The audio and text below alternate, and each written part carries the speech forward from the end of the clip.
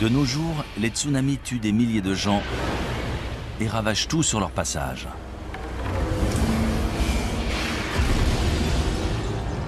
Les séismes détruisent des villes entières. Et les ouragans dévastent le paysage, entraînant des centaines de morts et des milliers de réfugiés dans leur sillage. Il y a toujours eu des catastrophes naturelles sur Terre. Ces catastrophes peuvent-elles réellement effacer toute trace de notre existence, y compris l'art, l'architecture et la technologie? Non seulement c'est possible, mais c'est ce qui se produit inlassablement. D'importantes catastrophes naturelles ont très bien pu détruire d'anciennes civilisations sans en laisser de traces. On pensait avoir évolué naturellement du statut de chasseur-cueilleur vers des sociétés plus complexes, mais ce n'est pas si évident que ça. Récemment, des scientifiques ont trouvé des traces de cultures antiques prospères, des milliers d'années plus anciennes qu'on aurait pu l'imaginer. Que leur est-il arrivé? Comment ont-elles disparu? Et est-ce que cela pourrait se reproduire? Depuis toujours, les éléments imposent leurs lois aux habitants de la Terre. L'humanité est condamnée. Sommes-nous vraiment destinés à disparaître de la surface de la Terre? Notre civilisation va-t-elle, elle aussi, disparaître à jamais?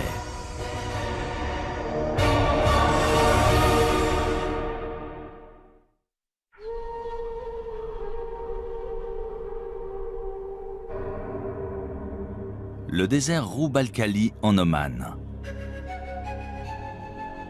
Ce territoire menaçant et désolé de la péninsule arabique est indiqué sur les cartes sous le nom de quart vide. Ses sables mouvants et sa chaleur écrasante sont le repère de solifuges venimeuses, d'échides mortels et de bandes de bédouins nomades.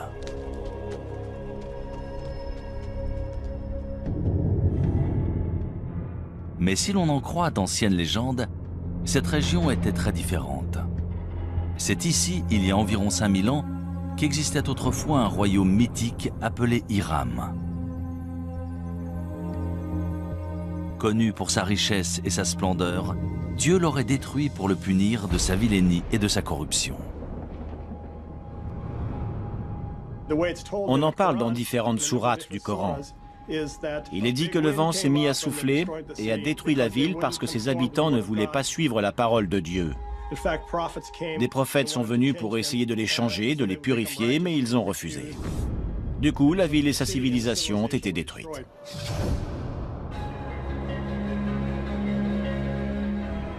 Pendant des siècles, historiens et explorateurs ont cherché des preuves de l'existence d'Hiram. Mais il faudra combiner technologie spatiale et archéologie traditionnelle pour enfin réussir à prouver qu'Hiram est bien plus qu'un mythe. En 1983, Nicholas Clapp, archéologue amateur, adresse une étrange requête à la NASA qui donne lieu à une expédition commune dans la péninsule arabique. Il venait de lire qu'on pouvait utiliser un radar imageur pour cartographier des rivières souterraines en Égypte. Il se demandait si on pouvait s'en servir pour trouver une cité disparue, en connaissant à peu près sa localisation.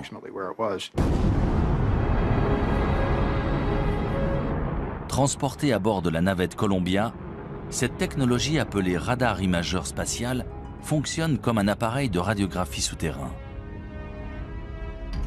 On enregistre d'abord des images depuis l'espace, puis on les modifie numériquement pour faire ressortir des détails invisibles à l'œil nu, notamment d'anciens lits de rivières et des routes de caravanes aujourd'hui enfouies sous le sable. Je n'aurais jamais cru qu'on pourrait découvrir depuis l'espace une cité disparue. Mais ils ont persisté et étudié des détails qui semblaient intéressants. Les images satellites ont un gros avantage. Elles permettent d'observer une région entière, de voir les détails dans leur contexte. Voilà une image d'un radar spatial d'une partie du Sahara, le désert au sud-ouest de l'Égypte, aujourd'hui l'un des endroits les plus secs de la planète. Cette large bande, c'est un ancien canal fluvial aussi large que la vallée du Nil. Et à l'intérieur, on peut voir un canal plus petit. Et voilà ce qu'on verrait une fois sur place. Là, on est au milieu de l'un de ces fleuves et on regarde une rive découpée plus haut. Ça a été une sacrée découverte. Dans l'Antiquité, les gens dépendaient de ressources, comme nous. Ils avaient besoin d'eau et de réseaux de transport. On a vu la relation entre ces différents éléments et découvert des pistes dans cette zone. Ça a été un point de départ dans notre recherche d'Iram. Les images satellites de Roub al-Khali montrent aussi d'anciennes routes de caravanes convergeant vers une zone le long de la frontière est du quart vide.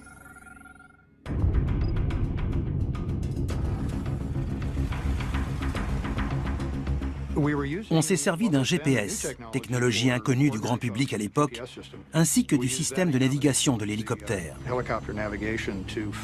C'est comme ça qu'on a trouvé la route qu'on avait vue sur les images satellites et qu'on l'a suivie dans le désert.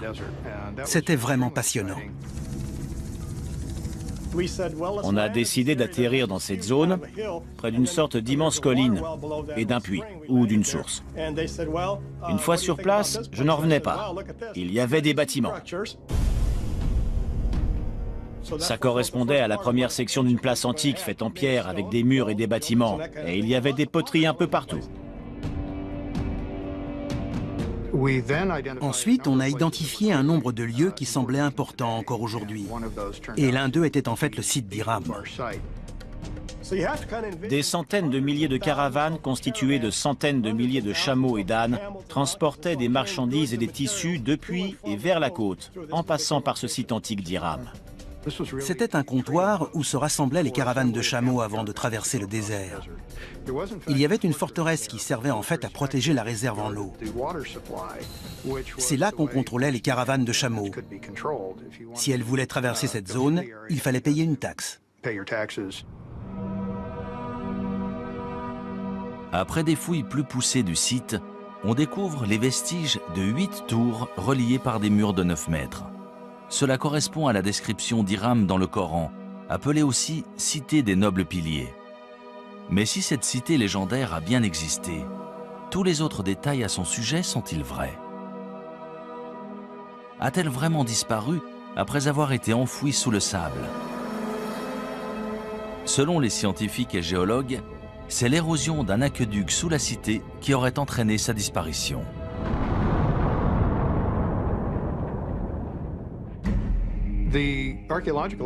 Si l'on en croit les preuves archéologiques autour du site, lorsque les réserves en eau ont diminué, la forteresse s'est effondrée dans un entonnoir et les gens ont fui.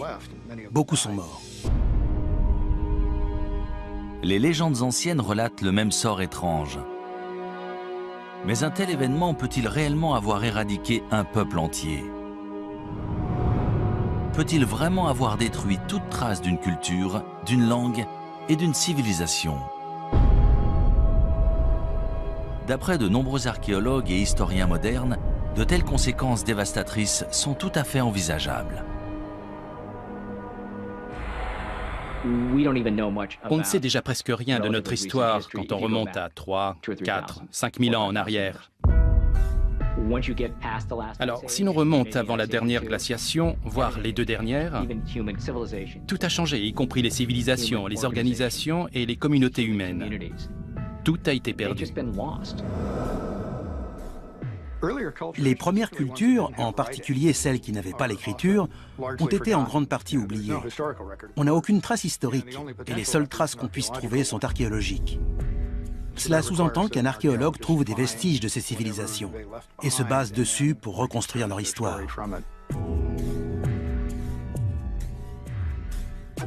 Pendant des décennies, on a supposé que les humains existaient depuis environ 200 000 ans. Et que ce qu'on appelle la civilisation était apparu il y a seulement quelques milliers d'années. Mais de nouvelles découvertes remettent constamment en question ce que nous savons réellement de notre histoire.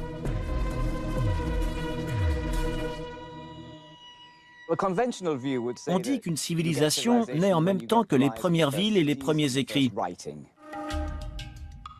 C'est ce qui est arrivé entre 3000 et 5000 ans avant Jésus-Christ en Mésopotamie, soit à l'Irak aujourd'hui. C'est à ce moment-là qu'on est passé de groupes de chasseurs-cueilleurs à une société agraire, c'est-à-dire à des gens capables de faire pousser leur nourriture. C'est ce qui a permis de rester à un endroit précis. Et c'est avec cette sédentarisation de l'humanité qu'on a commencé à parler du concept de civilisation.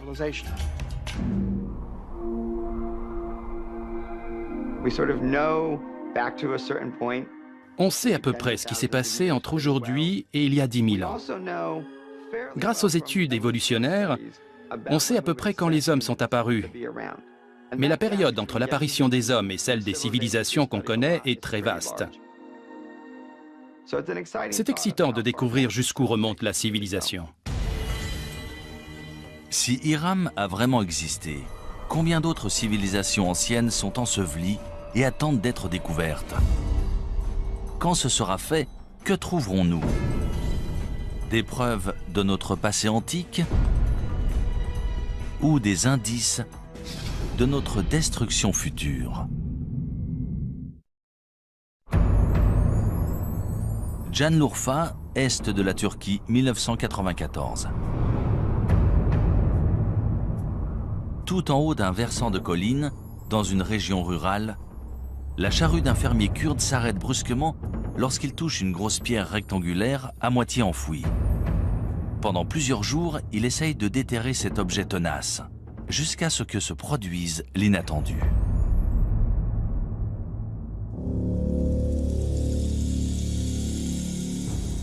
Le fermier découvre des traces de formes étranges sculptées dans la pierre. Très vite, sa découverte attire sur le site des équipes d'archéologues venus du monde entier. Après des fouilles minutieuses, on découvre une série d'immenses mégalithes présentant des sculptures d'animaux en relief extrêmement bien conservées. Sangliers, renards, bétail et de nombreux oiseaux, la plupart venant d'autres régions. Ces dessins sont magnifiquement exécutés. Certains lions sont absolument incroyables. C'est un site extraordinaire. Mais ce n'est pas le plus étonnant. On estime que ce site, connu sous le nom de Göbekli Tepe, ou la colline au nombril, aurait 11 000 ans, soit presque 5 000 ans de plus que tous les autres sites comparables. Göbekli Tepe a tout changé pour les archéologues. Suite à cette découverte, on a dû élargir notre définition du terme civilisation. On a tous été très surpris de découvrir Göbekli Tepe. On n'avait encore jamais vu de site aussi élaboré. C'est une découverte incroyable, surtout pour une période aussi ancienne. Göbekli Tepe est un site remarquable. Ces sculptures datent de 7000 ans avant les grandes pyramides. On se demande souvent comment les Égyptiens ont pu avoir accès à cette technologie et ce savoir-faire à leur époque. Mais maintenant, tout nous apparaît sous un nouveau jour. Göbekli Tepe a été érigé 7000 ans plus tôt.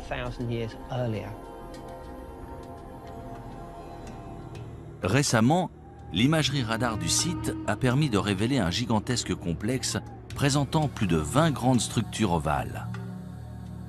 Chacune est composée de colonnes mégalithiques en forme de T, ainsi que de 4 piliers sculptés en calcaire, reliés par des murs d'1,80 m et disposés dans un cercle mesurant entre 10 et 30 mètres de diamètre. Ils avaient tout organisé, tout prévu. Ils ont réussi à mobiliser des ouvriers et à entretenir ce site qui a ensuite été visité pendant de très longues années. Chaque pierre devait peser entre 15 et 20 tonnes, certaines même entre 40 et 60 tonnes. Quand on pense à l'organisation que ça a dû nécessiter, C'est tout simplement remarquable. De toute évidence, il devait y avoir des centaines, voire des milliers de personnes impliquées dans ce projet. Mais qui a construit Göbekli Tepe? Et à quoi servait cette structure? Göbekli Tepe a tout bouleversé. On pensait avoir évolué naturellement du statut de chasseur-cueilleur vers des sociétés plus complexes, mais ce n'est pas si évident que ça. D'après l'archéologue in situ Klaus Schmidt, il s'agit d'un centre régional majeur. Le site est très impressionnant et sur place, on a l'impression d'avoir le monde à ses pieds. Selon certains archéologues, les tribus nomades du néolithique parcouraient de grandes distances pour atteindre Göbekli Tepe et participer à des fêtes rituelles. Selon d'autres, ces ruines seraient celles d'un temple, voire d'un lieu de sacrifice. Ils devaient se rassembler pour une sorte de cérémonie religieuse. Ces ruines sont forcément un sanctuaire ou un centre religieux. Ce ne sont ni des maisons ni des tombes. On dirait un lieu de cérémonie. Selon de nombreux chercheurs, Göbekli Tepe aurait été utilisé pendant presque 2000 ans. Mais 7000 ans avant Jésus-Christ, les cercles de pierre auraient été enfouis et abandonnés intentionnellement. Pourquoi? Pourquoi enterrer cet incroyable complexe composé d'au moins 20 structures différentes, voire plus? D'après moi, quelque chose a changé et ils ont dû partir. Et le meilleur moyen d'abandonner le site, c'était de tout enfouir. On n'abandonne pas tout comme ça. Ces sites sont si importants, si sacrés que lorsqu'on les quitte, on les recouvre pour les protéger. Et ensuite, on reconstruit par-dessus ou à côté. C'est le cas ici. On a la preuve qu'ils ont recouvert intentionnellement ces temples avant d'en bâtir un autre ailleurs. Ce n'est pas si simple. Il faut remettre ça en contexte. C'était la toute fin de la dernière période glaciaire, une ère de grands changements. On a des preuves qu'une catastrophe a eu lieu à cette époque sur le continent américain, probablement suite à l'impact d'une comète ou d'un astéroïde. On en a trouvé des preuves un peu partout dans le monde. C'est à cette époque que Göbekli Tepe a été construit. On aimerait savoir pourquoi. A priori, il s'est passé quelque chose qui les a poussés à le faire. Une catastrophe planétaire suite à l'impact d'une comète ou d'un astéroïde? Est-ce cela qui aurait forcé les habitants de Göbekli Tepe à abandonner ce site? Ou est-ce en réponse à cette catastrophe que le site a été bâti comme temple et lieu de recueillement?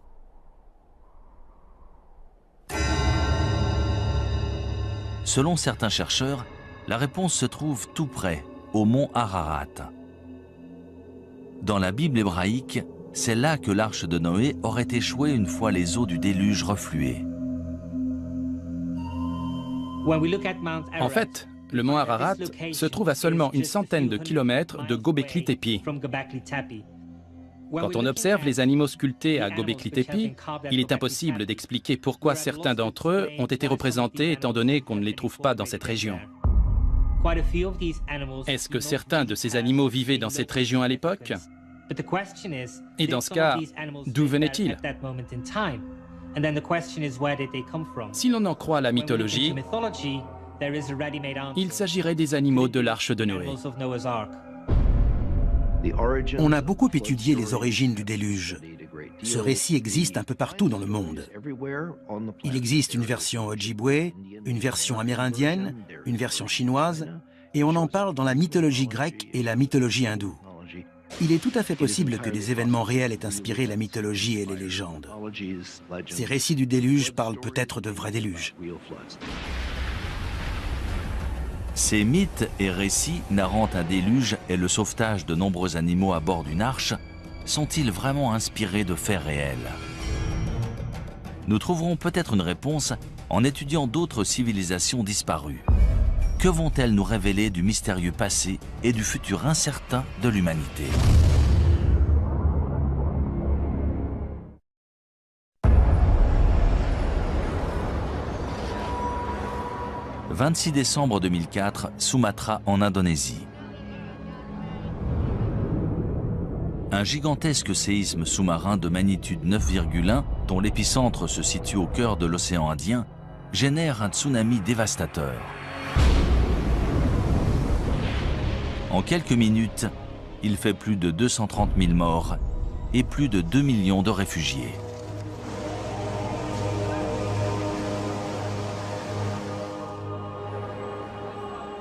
Sept ans plus tard, le 11 mars 2011, un séisme de magnitude 9 fait trembler le nord-est du Japon. C'est le plus puissant séisme qu'ait jamais subi l'île. Quelques minutes plus tard, un tsunami de 9 mètres balaye les terres, emportant des villes entières et environ 23 000 personnes.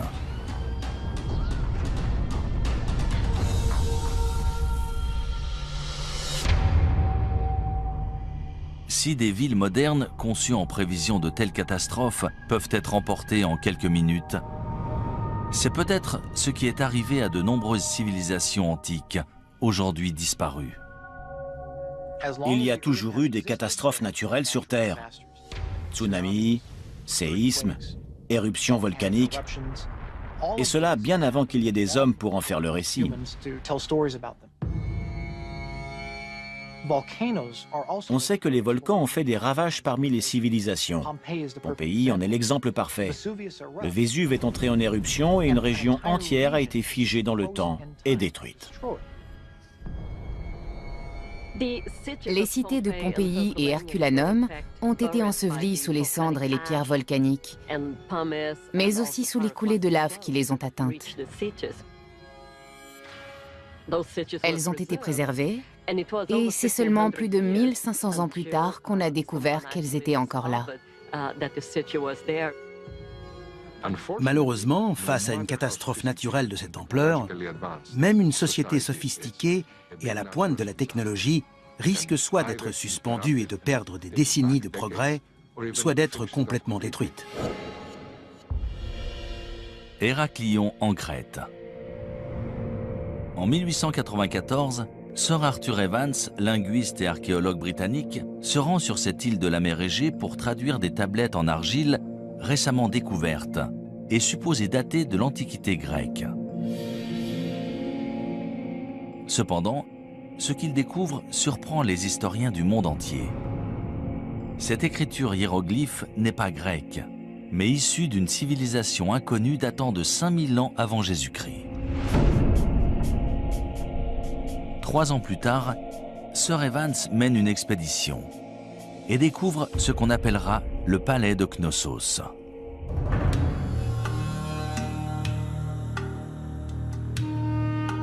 D'après les archéologues, l'imposante structure contenait autrefois des pièces richement décorées, de l'eau courante, chaude et froide, et même des toilettes en intérieur. Sir Evans nomme les bâtisseurs du palais les Minoens, en hommage au roi mythologique Minos de Crète. Lors de l'âge de bronze, la civilisation minoenne était toute puissante dans l'est de la Méditerranée. Elle avait une immense flotte et faisait commerce avec pratiquement tous les peuples du bassin méditerranéen. La société de la civilisation minoenne en Crète a été la première à développer des palais très sophistiqués, avec des cours pour tenir des cérémonies, des fresques et une architecture très élaborée. De nos jours, on considère les Minoens comme la première grande puissance en Méditerranée. Ils ont régné entre 2500 et 1600 avant Jésus-Christ. Mais comment un peuple si puissant et avancé a-t-il pu disparaître ainsi? Selon de nombreux chercheurs, on peut trouver la réponse en étudiant l'une des plus importantes éruptions volcaniques de l'histoire de la civilisation, à 110 km au nord de la Crète, sur l'île de Santorin.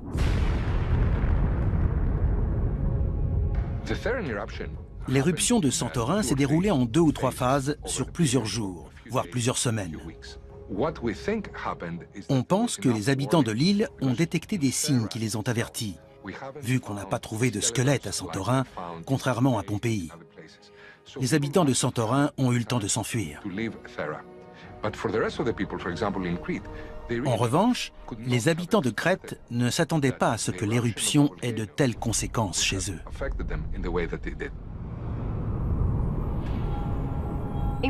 En volcanologie, on parle de différents types d'éruptions volcaniques, de petites éruptions présentant surtout des coulées de lave, aux éruptions pliniennes ou ultrapliniennes si elles sont très importantes.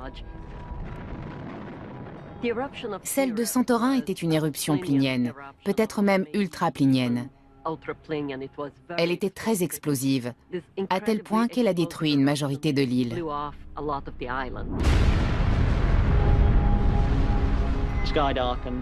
Le ciel s'est assombri, le panache volcanique s'est propagé, envoyant des cendres jusqu'à l'île de Rhodes et le sud-ouest de la Turquie.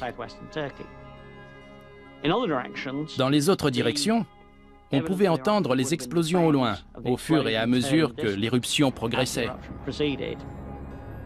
Tout laisse à croire que la violente éruption volcanique de Santorin a généré un énorme tsunami qui s'est abattu sur les villes portuaires de la Crète. Voici une reproduction de la mer Égée dans l'est de la Méditerranée et du volcan de Santorin. On va voir ce qui s'est passé juste après l'éruption du volcan.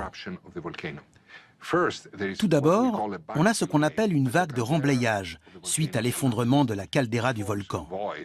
Ça crée un trou dans la mer. Ensuite, la vague commence à se propager et se dirige vers la Crète, là où vivaient les Minoens. Voilà la vague initiale, elle commence à se propager. Là, c'est la Crète, et dans 20-25 minutes, la vague l'atteindra. Quand elle s'est abattue sur la Crète, la vague mesurait entre 4,50 m et 9 m de haut.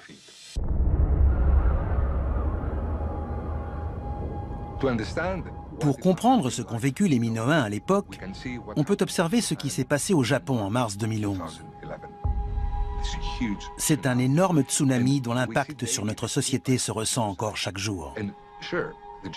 Les Japonais ont réussi à se relever, mais ils n'étaient pas seuls. Le monde entier les a soutenus. Les Minoens, eux, n'avaient personne vers qui se tourner.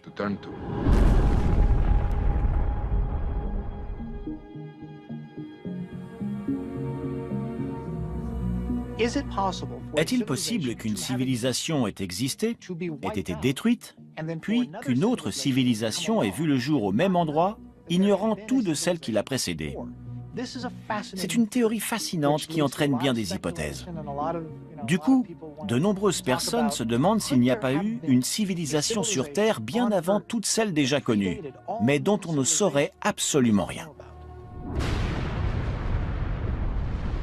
Si un volcan actif peut vraiment détruire toute trace d'une civilisation passée, une activité volcanique similaire pourrait-elle représenter la même menace encore aujourd'hui? C'est ce que croient les volcanologues. Ils s'inquiètent qu'une telle catastrophe puisse menacer la côte est des États-Unis. L'île de La Palma, près de Tenerife dans les Canaries, présente une faille. On pense qu'une grande partie de l'île pourrait s'effondrer dans l'océan et, de ce fait, générer un gigantesque tsunami. L'effondrement d'un volcan dans les îles Canaries, le Cumbre Vieja ou La Palma par exemple, pourrait entraîner des dommages sur 20 000 km de côte, de Terre-Neuve jusqu'à la côte est des États-Unis, en passant par les Caraïbes et le nord du Brésil. D'après les simulations, lorsque la vague atteindra la côte est des États-Unis, elle fera 10 à 20 mètres de haut. C'est à peu près la taille de la vague qui s'est abattue sur Sumatra après le séisme de 2004 et de celle qui s'est abattue sur le Japon après le séisme de 2011.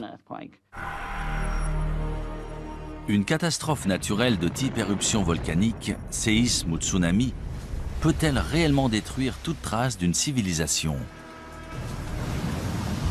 Au point de bouleverser l'histoire de l'humanité pour les siècles à venir.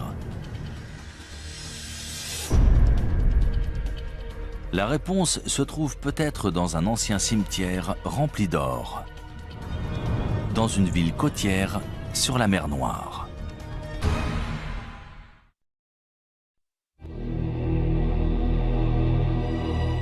Varna en Bulgarie. Pendant des siècles, cette ville balnéaire de la mer Noire a attiré voyageurs et commerçants en provenance d'Europe et du Moyen-Orient. Au IIe siècle avant Jésus-Christ, les Romains ont profité des sources chaudes locales pour construire une immense série de bains publics. Mais ni les visiteurs, ni ses habitants ne connaissaient le secret enterré sous la ville. Un secret qui, une fois révélé, changerait l'histoire européenne à jamais. Ça s'est passé à la fin de l'automne 1972. Il y avait un site de construction en cours dans la zone industrielle de Varna. Ils creusaient pour installer des câbles électriques. Retcho Marinov, conducteur d'excavateur, creuse une tranchée d'1,20 m de profondeur lorsqu'il tombe sur ce qu'il pense être d'anciens artefacts en cuivre. Il les rapporte chez lui pour les mettre en sécurité. Quelques semaines plus tard, un habitant du village lui a dit que ces objets étaient très intéressants. Le directeur du musée de Dalgopol est venu chez lui, et lorsqu'il a vu tous ces objets, il n'en croyait pas ses yeux. Le lendemain, des archéologues du musée de Varna, parmi lesquels Alexander Minchev, retournent sur le site de construction et sont stupéfaits de leur découverte.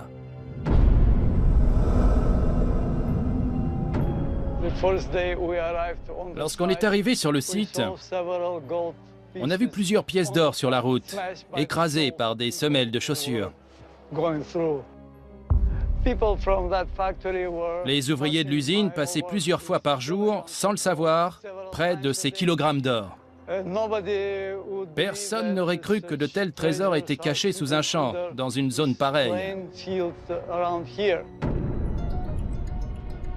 Après des fouilles plus poussées, on découvre que ce terrain non exploité est en fait le site d'un cimetière oublié. Il contient plus de 300 tombes datant d'environ 4500 ans avant Jésus-Christ, selon les archéologues. En plus des ossements d'anciens résidents de Varna, ils découvrent des preuves troublantes d'une ancienne civilisation avancée et florissante.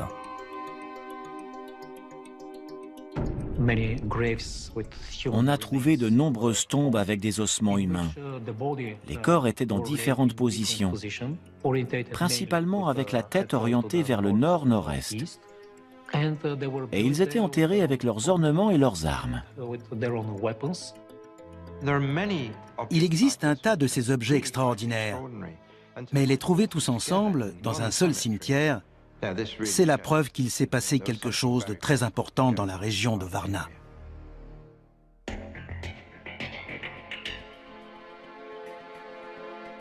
On a trouvé à l'intérieur de ces tombes plus de 15 000 artefacts à la conception élaborée, notamment des haches en cuivre et une grande quantité de bijoux en or et en jade. La tombe 43 de Varna est très spéciale. C'est l'une des plus abondantes. On y a trouvé un corps d'homme entre 40 et 45 ans et des objets incroyables, notamment un préservatif en or. C'était un symbole de puissance sexuelle, de pouvoir du mâle et de fertilité. D'un côté, on a ce préservatif, et de l'autre, une masse en or qui est un symbole politique. On n'avait encore jamais vu nulle part ailleurs cette combinaison de symbolisme politique et sexuel. L'or, c'est un signe de statut. C'est un matériau très rare, qui brille et ne se ternit pas, qui est durable. C'est pour ça qu'il est signe de haut rang social et qu'on l'exhibe. Les archéologues ont trouvé des objets en or dans de nombreuses tombes, la majorité concentrée seulement dans une poignée d'entre elles. Suite à la découverte inattendue de Varna, les historiens ont découvert les premiers Européens sous un nouveau jour. Dans les peuplements que l'on connaît, qui datent de 1000 à 2000 ans avant Varna, on a trouvé des objets, souvent très beaux, mais rarement liés au rang social. Il n'y avait pas autant de différence entre les familles. Ici, sur 300 tombes, il y en a 8 incroyablement riches. C'est une concentration importante.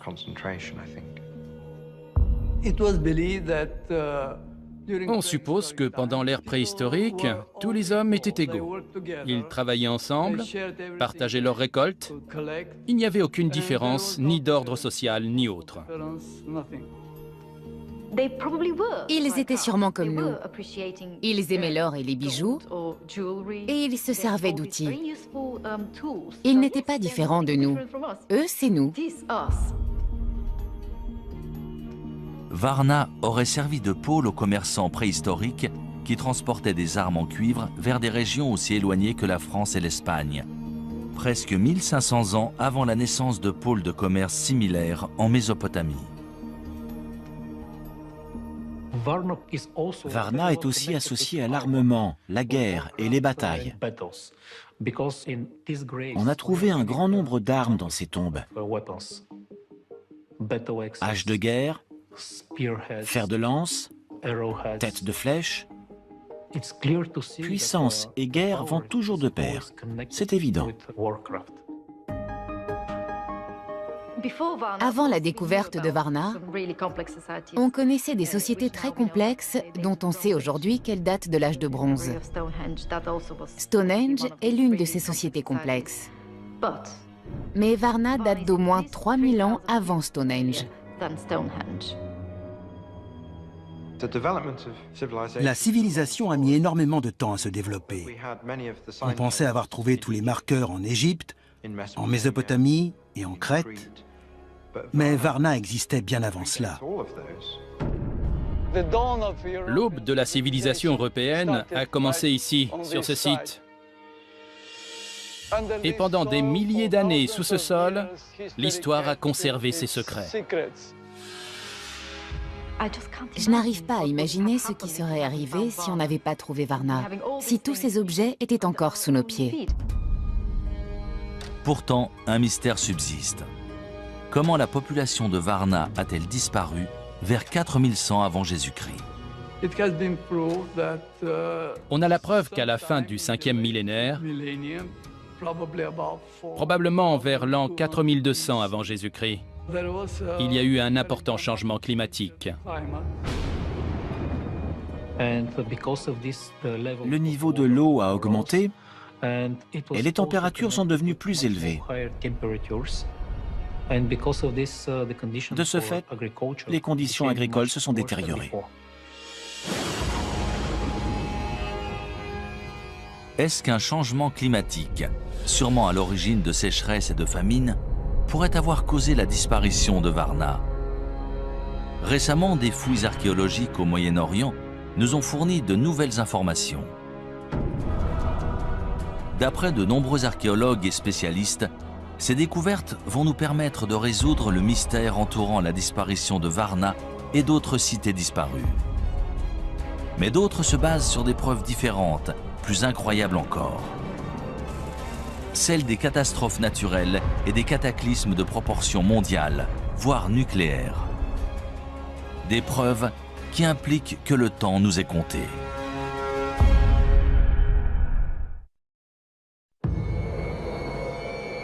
À Moukhar, nord-est de la Syrie, à 13 km au nord de la frontière irakienne.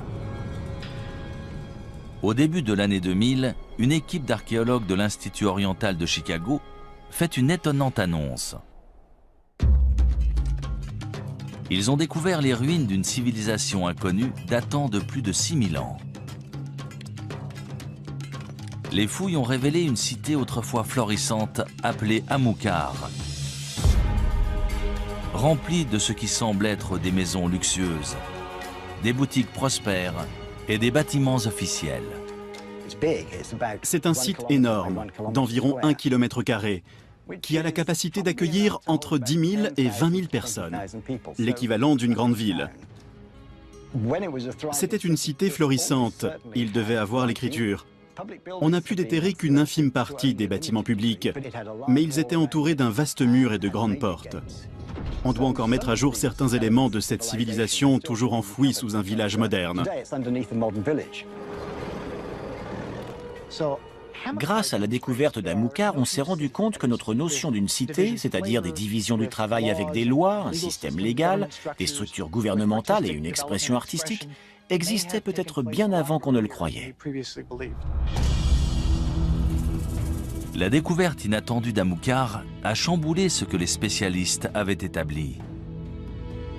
Pour eux, la première cité antique était apparue dans le sud de la Mésopotamie, à 650 km à l'est dans l'Irak actuel. Mais si Amukar était bien une vaste cité prospère, pourquoi a-t-elle disparu si soudainement? Vers 3500 avant Jésus-Christ, il y a eu un drame. De toute évidence, ils ont été attaqués. Pendant cette attaque, le peuple d'Amukar a été vaincu. La cité a été détruite et ils n'ont jamais pu reconstruire plus qu'un petit village. La cité ne s'est jamais remise de cette attaque. Une partie de ce peuple du 4e millénaire avant Jésus-Christ a été décimée. Lors du dernier décompte, on avait une douzaine de squelettes.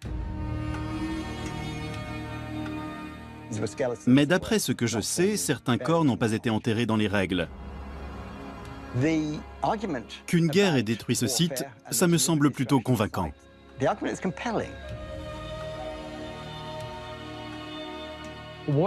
Au moment de la destruction d'Amukar, on se battait la plupart du temps à main nue. Mais on a des preuves que les habitants d'Amukar utilisaient des balles. Pas des balles de revolver, évidemment, plutôt des projectiles avec des frondes. C'est une hypothèse controversée mise en avant par les archéologues d'Amukar. Dans tous les cas, lorsque la cité a été détruite, le combat a fait rage et la cité a péri dans les flammes. C'est intéressant, car on sait depuis longtemps qu'à cette époque, d'autres cités se développaient dans le sud, comme Uruk par exemple. Mais aujourd'hui, on a de nouvelles preuves que des cités comme Amukar créaient leur propre civilisation en parallèle. Avec une telle dynamique nord contre sud, la destruction d'Amukar a pu sonner le glas de ces peuples du nord qui essayaient de créer leur propre mode de vie. Ils ont fini par être vaincus par les peuples du sud, ce qui a bouleversé le cours de l'histoire. À des centaines de kilomètres à l'ouest d'Amukar se trouvent les ruines d'un autre peuplement antique, Caramel. En 2007, des archéologues qui déterraient des tombes anciennes in situ ont découvert les fondements de 5 larges tours en pierre de 4,50 m de diamètre et d'environ 6 mètres de haut chacune. Elles auraient au moins 10 000 ans. Ces ruines sont situées dans le nord de la Syrie, pas très loin de Göbekli Tepe. De toute évidence, il s'agit de la même culture.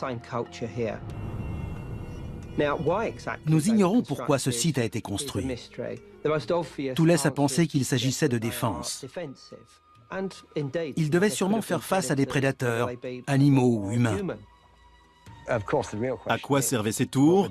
Est-ce qu'elles faisaient partie d'une forteresse? S'agissait-il de tours de guet ou avaient-elles une autre utilité? Honnêtement, on n'en sait rien. Caramel, dans le nord-ouest de la Syrie, est un site important. C'est la toute première preuve de structure permanente en pierre, datant de 2000 ans avant ce que l'on pensait être la structure permanente la plus ancienne dans la cité de Jéricho. Avec la découverte de Caramel, on a abandonné l'idée que l'évolution depuis le néolithique a été un processus unique. Je peux vous nommer de nombreux autres sites où l'on a trouvé des cultures locales distinctes, chacune très élaborée, mais différentes les unes des autres. Il n'y a pas eu un seul grand développement.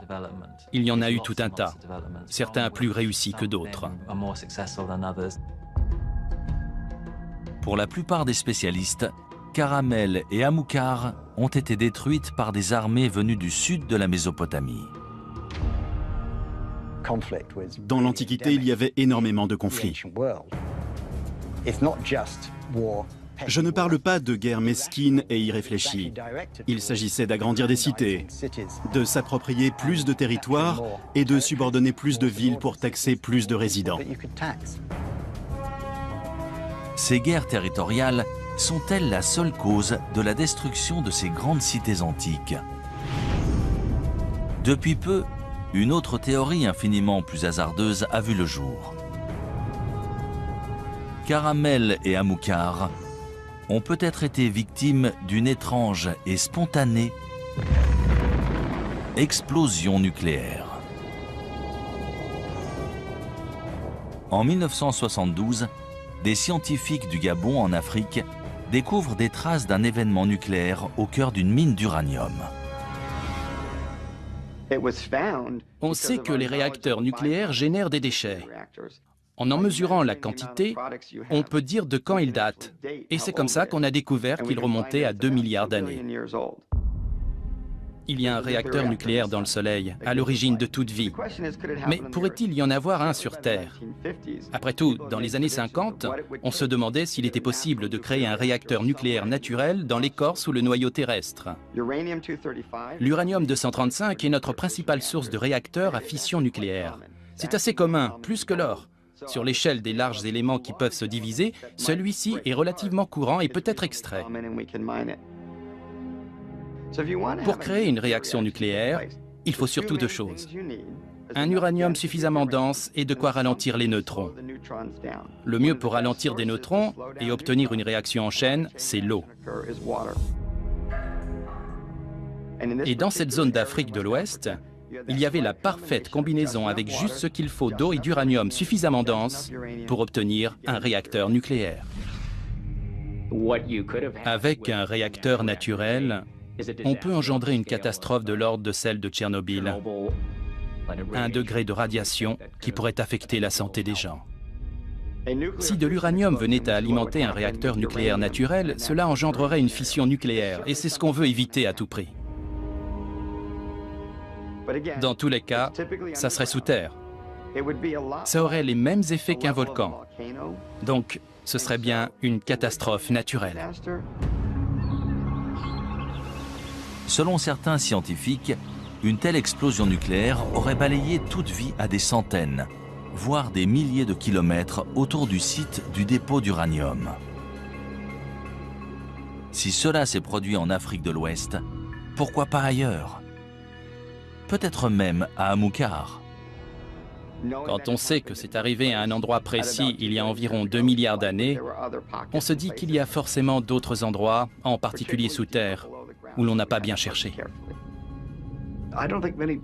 À mon avis, peu de gens croient que ces civilisations ont disparu suite à d'importantes catastrophes naturelles. Combien ont disparu il y a 20 ou 30 000 ans et dont on ignore encore tout? On ne se concentre que sur les civilisations des 5000 dernières années. On ne sait rien au-delà de l'histoire chinoise ou égyptienne.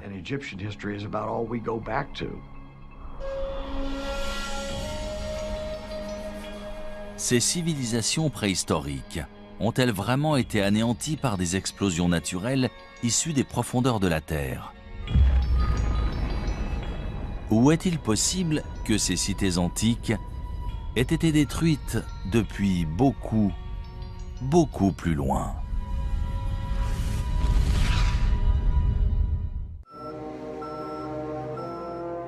« 21 décembre 1968.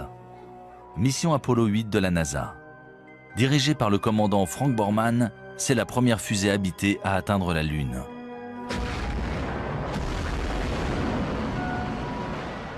Après avoir tourné 10 fois en orbite autour de la Lune, les astronautes capturent parmi les plus belles images de sa surface.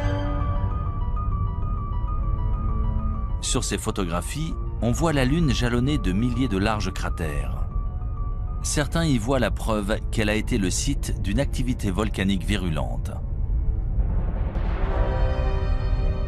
Mais d'après des preuves récentes, ces nombreux cratères seraient le résultat d'un incident plus sérieux.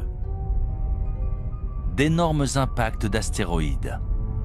Des astéroïdes qui ont peut-être aussi bombardé la Terre.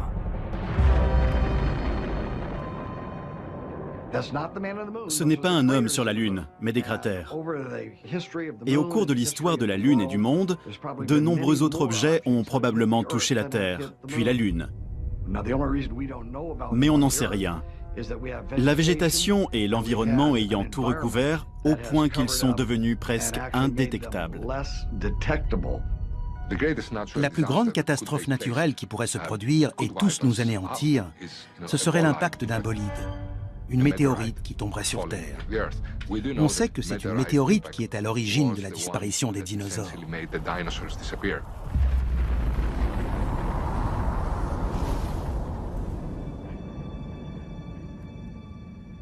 Nous voici au bord du météore cratère, site célèbre d'un impact de météorite dans le nord de l'Arizona. Le cratère a été formé il y a 50 000 ans lorsqu'un astéroïde d'environ 45 mètres de diamètre est entré dans l'atmosphère à environ 42 000 km/h. Il a frappé le sol avec une force équivalente à celle de 1000 bombes atomiques.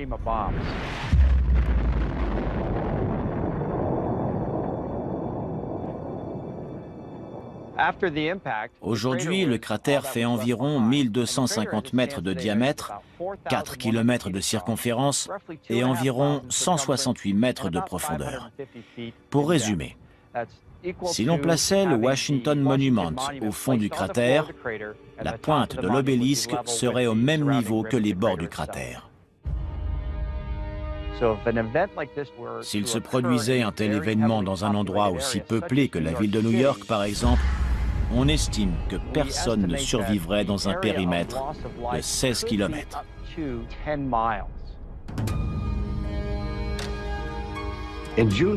En juin 2002, il s'est produit un événement qui aurait dû tirer la sonnette d'alarme.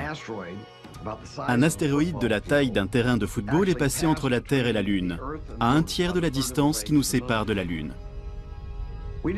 Il a fallu qu'il nous dépasse pour qu'on sache qu'il était là. S'il avait atterri dans le Pacifique, il aurait pu balayer le sud de la Californie avec un tsunami. Un objet d'un incroyable pouvoir destructeur a frôlé la Terre et on ne s'en est rendu compte qu'après son passage. On ne peut pas laisser ce type de menace passer inaperçue à l'avenir. En 2005, la NASA a commencé à suivre les plus gros astéroïdes connus risquant de heurter la Terre. C'est ce qu'on appelle des objets géocroiseurs. Un objet géocroiseur est soit une comète, soit un astéroïde progressant dans l'espace proche de la Terre. Techniquement, c'est un objet qui peut se trouver à 45 millions de kilomètres de l'orbite de la Terre et dont la taille peut varier entre une balle de golf et un pâté de maison, voire plus. Même si de nombreuses météorites de la taille d'une balle de baseball entrent tous les jours dans notre atmosphère, ils se désintègrent dans la haute atmosphère. Seuls les astéroïdes d'au moins 30 mètres de diamètre risquent de frapper la surface de notre planète. Le dernier astéroïde le plus dévastateur a frappé la Terre le 30 juin 1908 au-dessus de la rivière Tunguska, en Sibérie russe.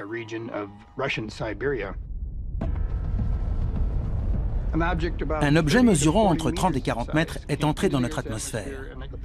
La pression exercée à l'avant de ce petit astéroïde était plus importante que celle exercée à l'arrière. Du coup, il s'est aplati et a explosé à environ 6,5 km au-dessus de la surface de la Terre.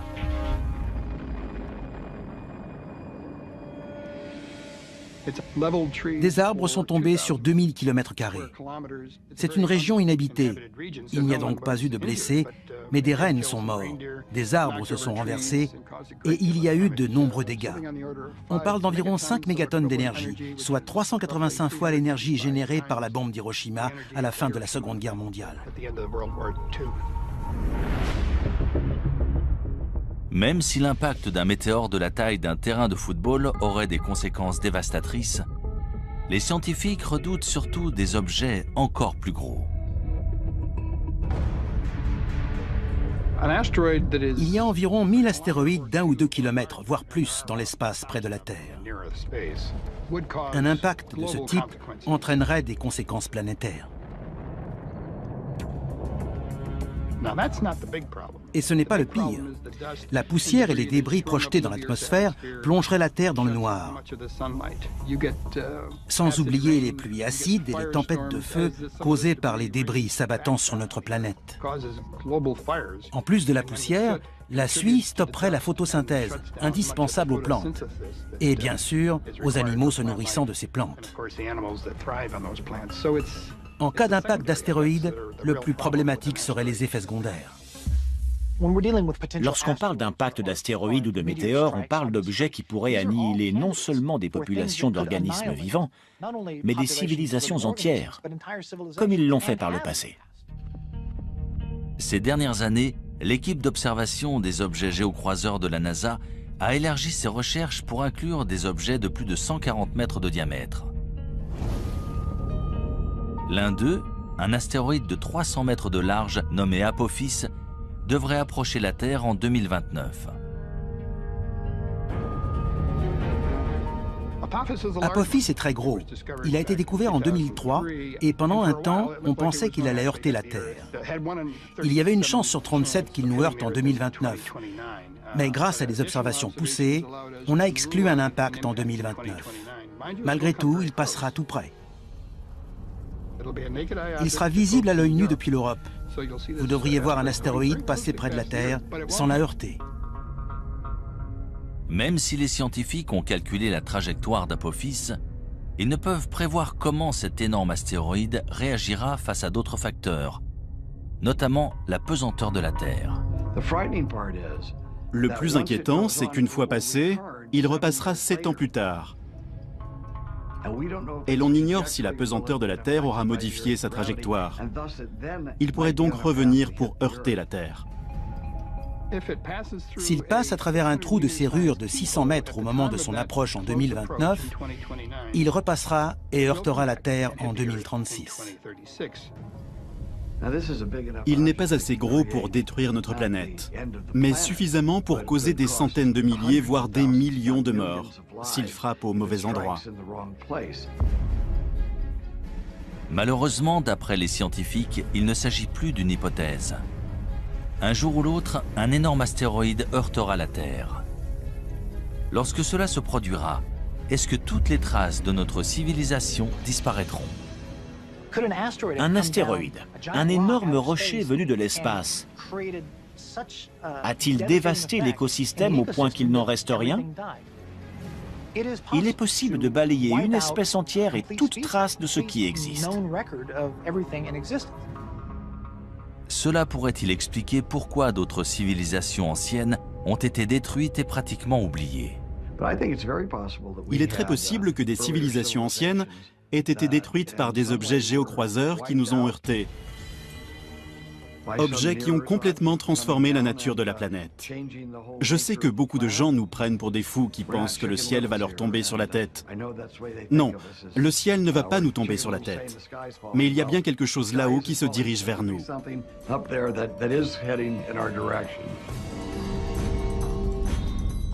Si un météore heurte la Terre de notre vivant, que pourrons-nous entreprendre pour minimiser ses ravages? Sommes-nous suffisamment préparés pour ne pas perdre les siècles d'avancées technologiques dont l'humanité peut se vanter? Ou sommes-nous plus vulnérables que nous ne le pensons?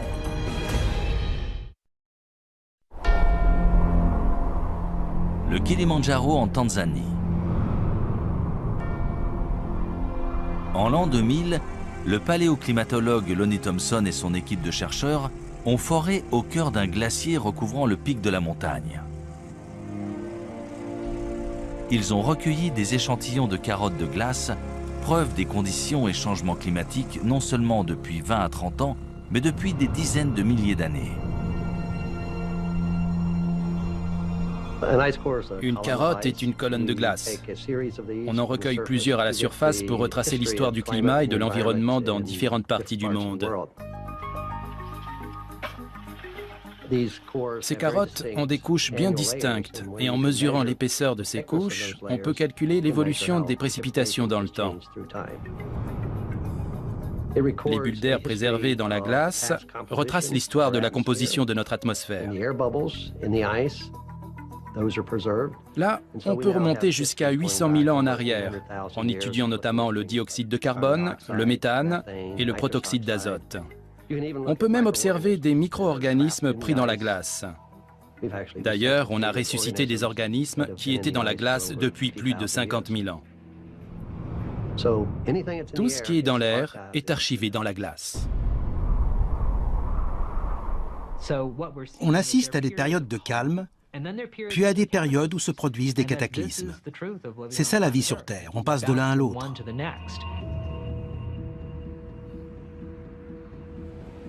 Stockées dans ces immenses congélateurs à l'Université d'État de l'Ohio, voici les carottes de glace que Lonnie Thompson a recueillies dans des glaciers du monde entier.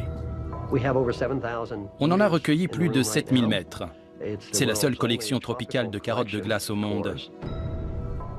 Certaines viennent du Kilimandjaro et d'autres de l'archipel François-Joseph à l'extrême nord de la Russie. On a toute une collection provenant de l'Himalaya et du Tibet. La plus ancienne carotte jamais forée dans une région montagneuse vient de l'ouest de la Chine et date d'il y a plus de 750 000 ans. Les carottes de glace sur ce rayonnage proviennent du plateau de Bruce, dans la péninsule antarctique. Elles ont été forées cette année et seront découpées et étudiées dans le laboratoire. D'après une étude récente de ces échantillons, un événement climatique radical s'est produit sur Terre il y a environ 5200 ans.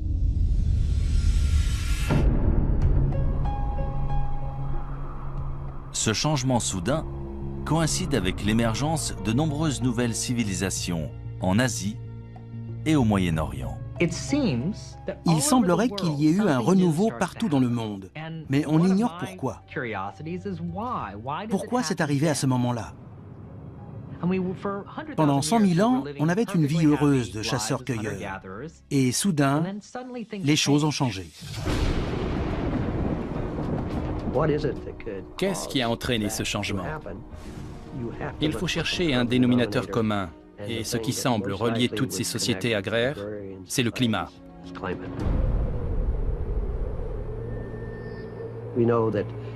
On sait qu'à cette époque, le désert du Sahara s'est asséché. Il y a 4 ou 5 000 ans, il y avait des lacs et des gens vivaient dans ce désert. On a retrouvé des fresques sur des rochers. Si l'on en croit ces nombreuses preuves, il s'est produit un événement dramatique à cette époque. Si une catastrophe mondiale s'est bien produite, quelle en a été l'origine? Une sécheresse planétaire? Un météore qui aurait heurté la Terre et déposé suffisamment de poussière pour nous plonger dans le noir? Ou s'agirait-il d'une éruption volcanique? Les éruptions volcaniques sont essentielles pour une planète. C'est comme ça qu'elle perd sa chaleur primordiale. Ça fait des milliards d'années qu'il y a des éruptions volcaniques sur Terre. L'existence des hommes ne représente qu'une fraction de ce temps.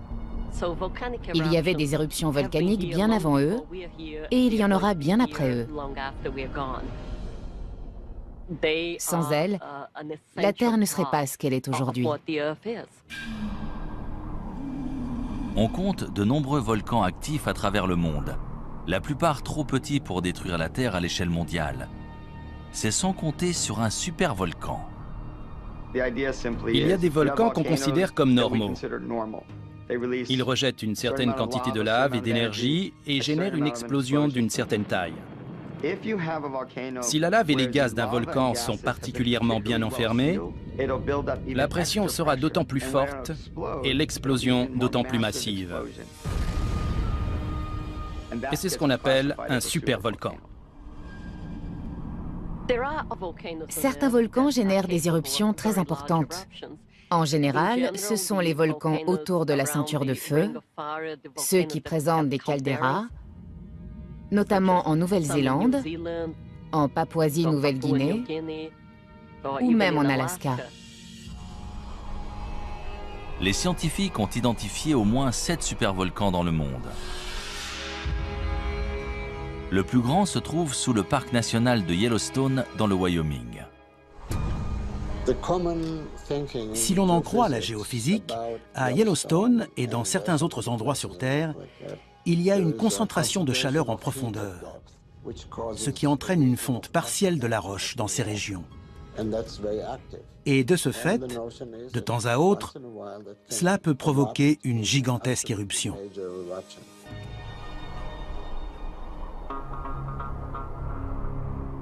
D'après les scientifiques, la plus récente éruption à Yellowstone s'est produite il y a environ 600 000 ans. On ignore quand Yellowstone entrera de nouveau en éruption. On n'a aucun moyen de le savoir.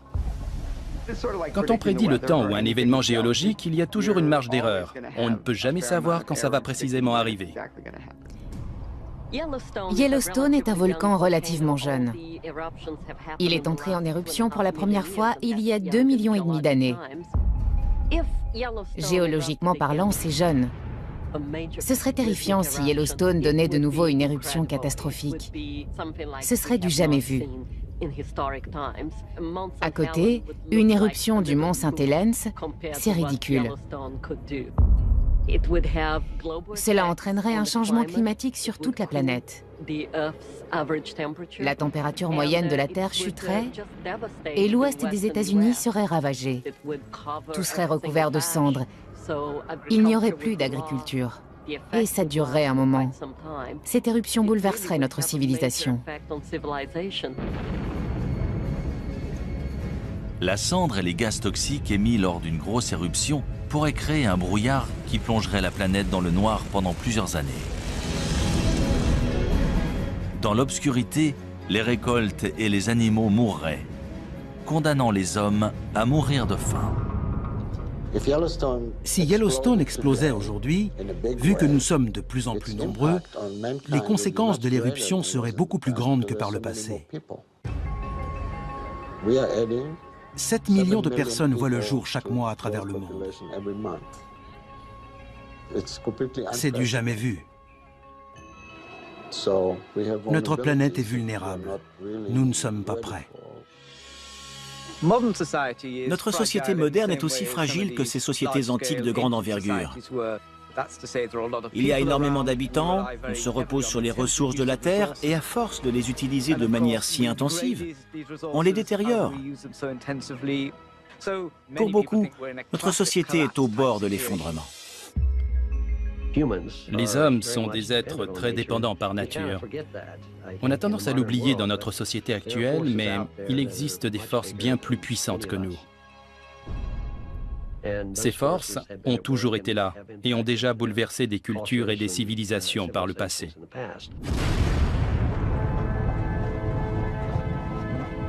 Ce genre de catastrophe planétaire semble tout droit sorti d'un film de science-fiction.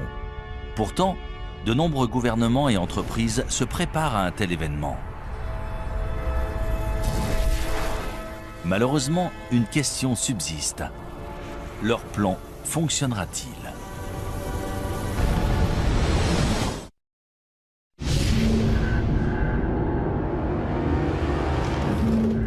Selon les scientifiques, notre planète a déjà subi plusieurs extinctions par le passé. Suite à ces événements, le nombre de plantes et d'animaux s'est vu réduit à quelques spécimens. Mais si notre civilisation devait soudain s'éteindre, est-ce que toute notre culture et notre technologie disparaîtraient ?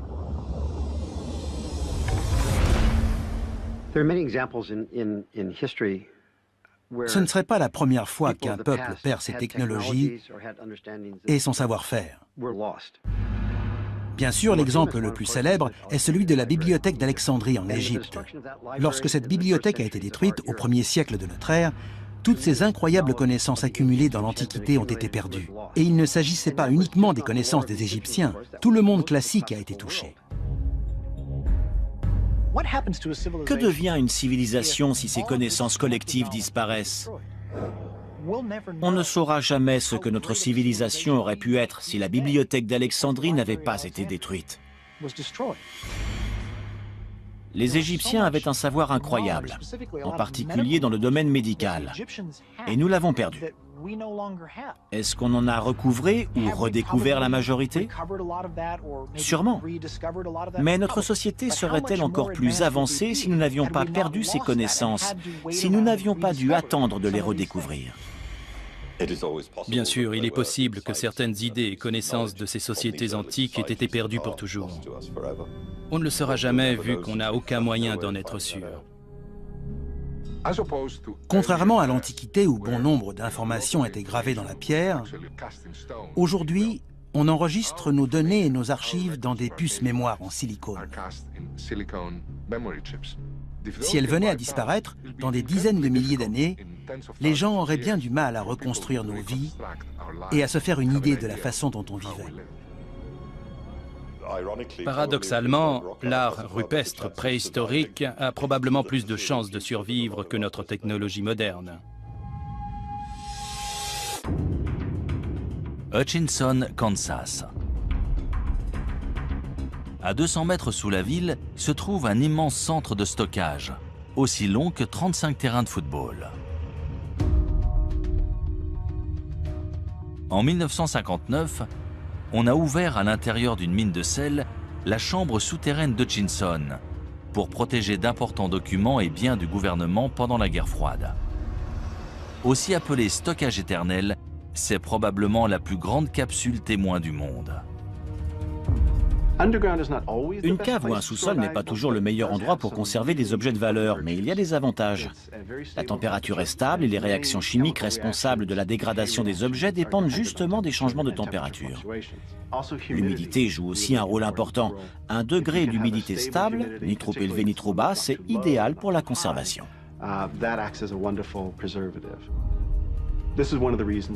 C'est l'une des raisons pour laquelle les musées ont toujours une température et un degré d'humidité stable. Et un moyen simple d'y parvenir, sans utiliser trop d'énergie, c'est de s'enfoncer sous terre. Dans cette mine, en plus, le sel absorbe naturellement l'humidité. Prenons le cuir qui a servi à rédiger les manuscrits de la mer Morte. Il a été lavé dans cette mer salée et le sel a agi comme un conservateur naturel, empêchant les microbes d'abîmer le cuir. C'est pour ça qu'ils sont encore en si bon état aujourd'hui.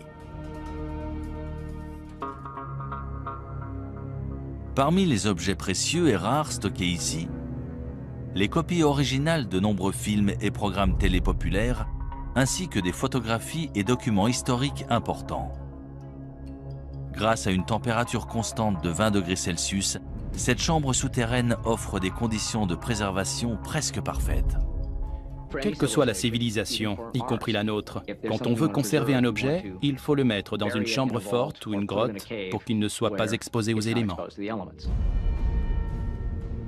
Il existe dans tout le sud de l'Europe des grottes abritant des dessins et peintures extrêmement bien conservés. La plus ancienne et élaborée de toutes a été découverte en 1994 dans la vallée de l'Ardèche en France. D'après les scientifiques, les œuvres à l'intérieur de la grotte Chauvet datent de 30 000 ans avant Jésus-Christ. C'est l'une des plus belles grottes ornées de la période glaciaire. C'est impressionnant. On n'en avait encore jamais vu de cette taille dans cette région. Elle est d'une incroyable richesse.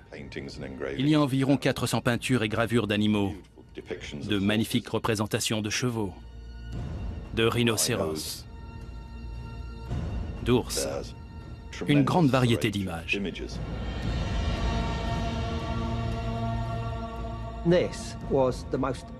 Ces représentations d'animaux sont tout simplement remarquables. Elles auraient leur place dans une galerie d'art actuelle. La datation et la qualité des peintures de la grotte Chauvet ont remis en question tout ce qu'on savait ou pensait savoir sur l'existence de l'homme sur Terre. Elles sont considérées comme les plus anciennes œuvres d'art créées par l'homme. Le plus intéressant, c'est qu'il s'agit d'Homo sapiens qui ont tenté de représenter des idées et pensées abstraites sur les murs d'une grotte, bien avant l'invention de l'écriture et bien avant n'importe quelle définition de civilisation. Pourquoi ont-ils fait ça? Ces artistes antiques ont-ils créé leur art sur des murs de pierre au cœur des grottes pour le protéger des générations futures?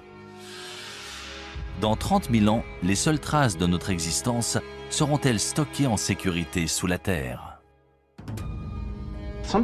Tout ce qu'on sculpte dans la pierre, au bon endroit, peut potentiellement être conservé des milliers, voire des millions d'années, en particulier si ça se trouve sous la terre.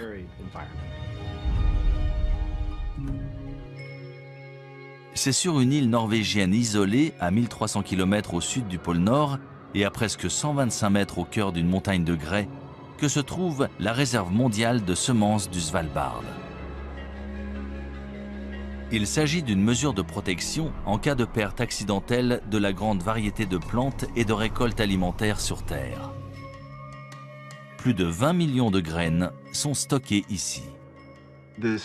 Les graines sont stockées dans une mine de charbon abandonnée, transformée en une réserve stabilisée. Certaines graines peuvent survivre très longtemps, d'autres ont besoin d'être plantées, de pousser et d'être de nouveau récoltées. Ce n'est pas un environnement statique. Ici, les graines sont constamment renouvelées et échangées contre des graines issues d'autres réserves dans le monde. Cette réserve de graines a été conçue spécialement au cas où notre civilisation serait détruite.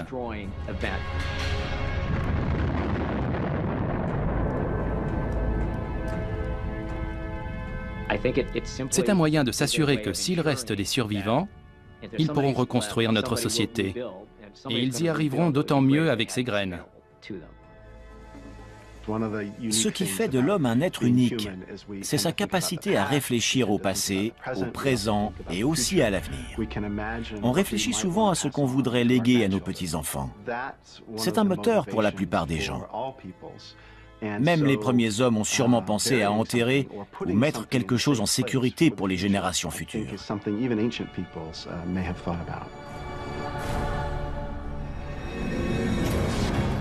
Si des civilisations anciennes ont délibérément conservé des preuves de leurs connaissances et technologies avancées dans des grottes ou structures souterraines, ces trésors cachés pourront-ils nous aider à savoir qui nous sommes et d'où nous venons? Et surtout, quel pourcentage de notre civilisation survivra dans le futur? Pouvons-nous réellement disparaître de la planète sans laisser de traces?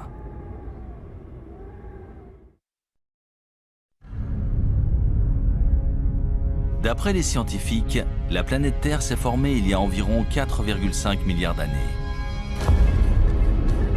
Pourtant, selon de nombreux spécialistes, l'humanité n'existe que depuis 200 000 ans. Pourrait-il se tromper? Des civilisations humaines ont-elles existé sur Terre il y a des centaines de millions d'années avant de disparaître sous la surface de notre planète sans laisser de traces? C'est probablement le cas, vu que la préhistoire humaine se mesure en millions d'années et que la civilisation, elle, se mesure en dizaines de milliers d'années. Il y a un trou, peut-être un type de civilisation qui nous a échappé.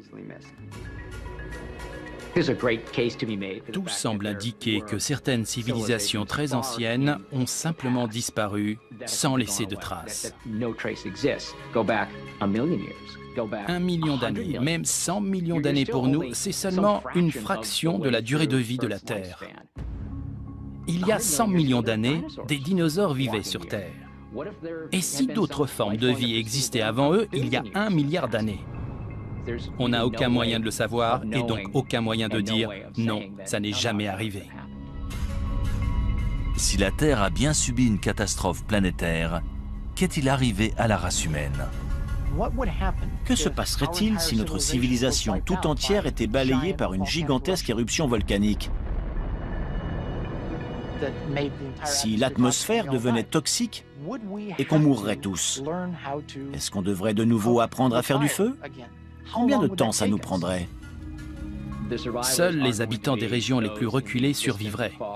Ils redeviendraient des chasseurs-cueilleurs jusqu'à ce qu'ils arrivent à reconstruire une civilisation des milliers d'années plus tard. Si des civilisations passées ont bel et bien disparu, est-il possible que des traces de notre société moderne se retrouvent enterrées sous terre et finissent par être oubliées? Prenons l'exemple de Tchernobyl. On voit bien à quelle vitesse ces constructions modernes se sont délabrées. Regardez ces traces. En seulement 50 ans, la majorité de cette infrastructure s'est énormément détériorée. Imaginons qu'on nous demande de quitter New York, de l'abandonner là, tout de suite. Dans 1000 ans, elle serait ensevelie sous des débris, sous l'eau. La plupart des bâtiments se seraient effondrés depuis longtemps. Allons encore plus loin, disons dans 10 000 ans. Je doute que quelqu'un arrive à reconnaître quoi que ce soit. Il faudrait vraiment savoir ce qu'on cherche pour le trouver. Parmi les rares vestiges de la technologie humaine, il restera peut-être l'un de ces résidus les plus dangereux, les déchets nucléaires. Le plus dangereux dans ces déchets, c'est la radiation. L'avantage avec les matériaux radioactifs, c'est qu'ils se désintègrent et disparaissent naturellement. L'inconvénient, c'est que pour la plupart, ça prend des milliers ou des dizaines de milliers, voire des millions d'années. Il faut absolument concevoir une zone de stockage sûre qui les contiendra pendant très longtemps. Le traitement des déchets radioactifs issus de la création d'armes et de l'énergie nucléaire est sujet à controverse. On doit bien s'en débarrasser quelque part sur Terre. On a donc prévu de les enterrer profondément dans le sol. C'est la solution géologique au problème des déchets nucléaires. Le département de l'énergie des États-Unis a engagé une équipe de spécialistes qui étudie des sites de traitement des déchets nucléaires aux côtés d'ingénieurs. Ils espèrent concevoir un signe d'avertissement universel que les prochaines générations pourront comprendre pendant au moins 10 000 ans. Ils doivent imaginer tout un concept pour prévenir les gens et les avertir du danger. Il faut concevoir une tradition qui sera perpétuée et transmise de génération en génération, et maintenir cet avertissement pour protéger les gens des déchets nucléaires. Le concept envisagé présente un immense terrassement pour entourer le site entier. Une fois terminée, la berme mesurera 10 mètres de haut et 30 mètres de large. Le projet comprend également une série de balises en granit mesurant chacune 7,50 m de haut et ornées d'avertissements gravés dans différentes langues. Cet ensemble de signes d'avertissement énigmatiques peut-il être efficace? Ou sera-t-il aussi mystérieux et indéchiffrable que les sculptures de Göbekli Tepe ou les mégalithes de Stonehenge? On ne va pas dessiner une tête de mort dessus. Ce sera absolument pas parlant dans 500 ans. Quelle sorte de phrase peut-on écrire? Ne creusez pas ou faites demi-tour? C'est très compliqué. Dans la longue histoire de notre planète, l'activité humaine représente moins de 1% de ses 4,5 milliards d'années de vie.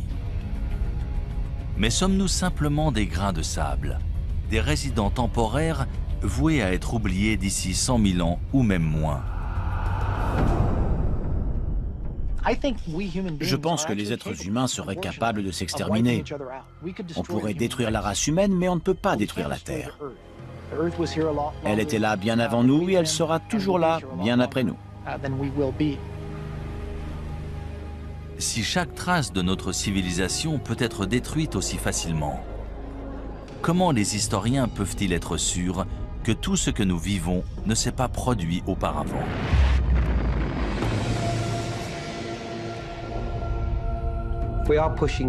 Plus ça va, plus on remonte loin dans l'histoire. À mon avis, on va finir par découvrir des vestiges qui nous feront réaliser que les civilisations ont bel et bien existé bien plus tôt qu'on ne le pense. Des vestiges qu'on ne voit pas pour l'instant. Plus ça va et plus on repousse la date d'origine, qu'il s'agisse d'objets, des poteries par exemple, ou de la sédentarisation et l'usage du feu. Il ne faut jamais fixer une date et dire que ça n'existait pas avant. On finit toujours par trouver des preuves du contraire. Les civilisations ont sûrement évolué plus d'une fois. Elles ont été détruites par un événement, puis sont réapparues, et ça, c'est une leçon pour nous aujourd'hui. N'importe quel spécialiste vous le dira. Plus on a d'informations, plus on se rend compte qu'on ne sait rien de notre monde.